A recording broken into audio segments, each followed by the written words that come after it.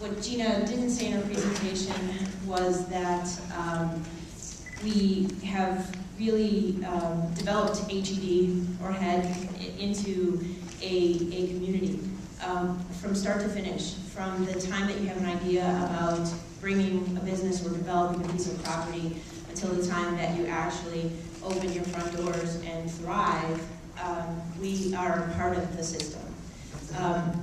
The former mayor's initiative was to bring all the departments of housing, zoning, planning, community development, workforce solutions together into one department so that we would be a one-stop shop. My department was the Department of Zoning, and we were very enforcement-based. We were the enforcers out there that were issuing tickets and going into homes and looking for illegal conversions, and the shift has completely moved away from that into more ordinance administration. And I have to say that it's a friendlier environment to be able to actually work with people to further your goals instead of doing the enforcement and being the bad guy on the other end. It actually makes my job a lot easier. Some of our responsibilities, if you can go to the next slide, please. As I said, our zoning code administration. It's, people say I have a magic wand. I don't have a magic wand. I have a zoning code, over 600 pages that we administer. The zoning code is broken into maps and into text, and I'll go into that a little bit further.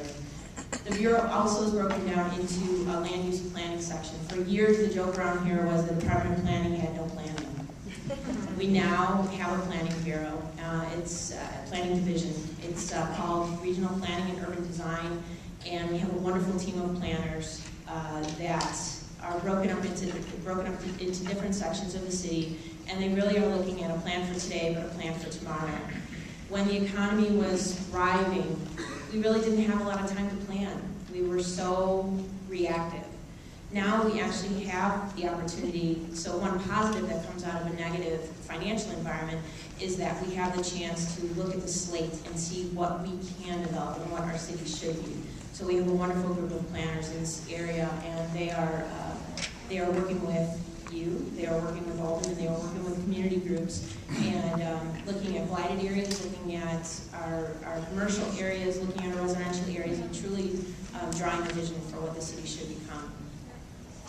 Everybody throws around the word sustainable.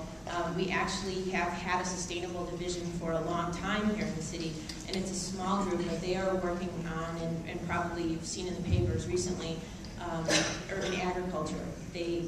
Urban agriculture is here to stay, so they are the team that's been working on that, and various other plans for making the city sustainable and making the development that they're working on sustainable for the future.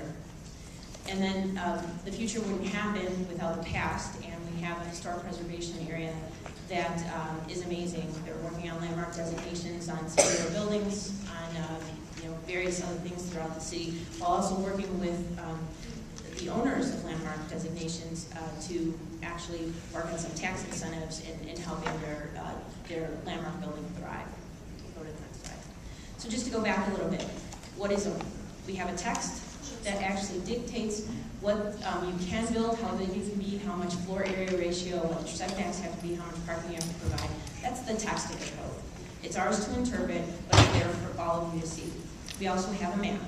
For those of you who don't know, you can go to thecityofchicago.org/HED, and you can put in your address, your PIN number, or your intersection, and a map will come up.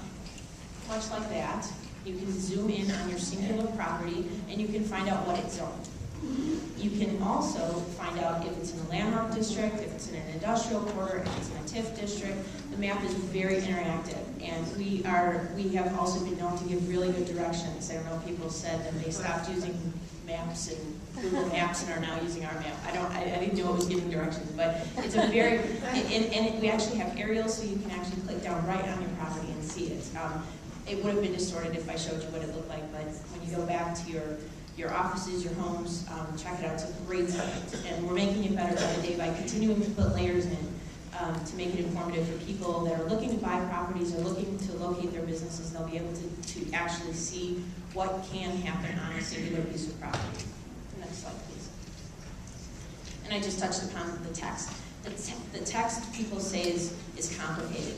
In the 2004 rewrite of the zoning code, we tried to make it simpler. We have charts that are actually in there that say things like retail, P,